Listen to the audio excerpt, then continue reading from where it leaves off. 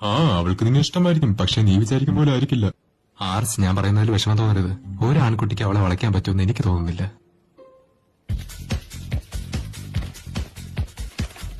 Check it out, guys. ഇയാളുടെ തന്നെ ഏറ്റവും വലിയ മ്യൂസിക് പാർട്ടിയാണ്.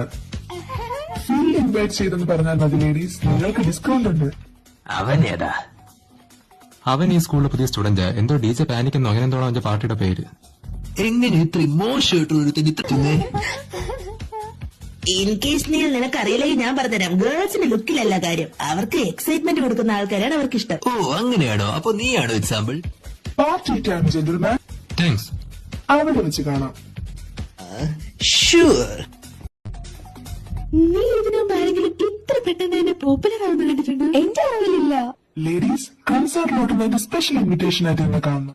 അറ്റ്ലാന്റിൽ ഞാനും അത് തന്നെ സംസാരിച്ചോണ്ടിരുന്ന സ്കൂളിൽ ഇത്രയും വലിയ പാർട്ടിയോ? ഹേയ്, ഇത് ക്രിയൻ അലയൻസിന് ഉപകാരപ്പെടുവോ? ഞാൻ അവർക്ക് വേണ്ടി വോളണ്ടിയർ ആയിട്ട് നിന്നിട്ടുണ്ട്. ശരിക്കും മറ്റുള്ള എൻവയോൺമെന്റ് ഗ്രൂപ്പുകളെ വെച്ച് നോക്കിക്കഴിഞ്ഞാൽ എനിക്ക് ഏറ്റവും റെസ്പെക്ട് ഈ ഗ്രൂപ്പിനോടാ. എനിക്കും അങ്ങനെ തന്നെയാ. നിനക്ക് വിരോധമില്ലെങ്കിൽ ഈ നോട്ടീസ് ഒന്ന് പാസ് ചെയ്യാൻ സഹായിക്കാമോ? എത്രത്തോളം ഇത് പാസ് ചെയ്യുന്നോ വേണ്ടി സമ്പാദിക്കാം. യാ ഷുവർ, തീർച്ചയായിട്ടും.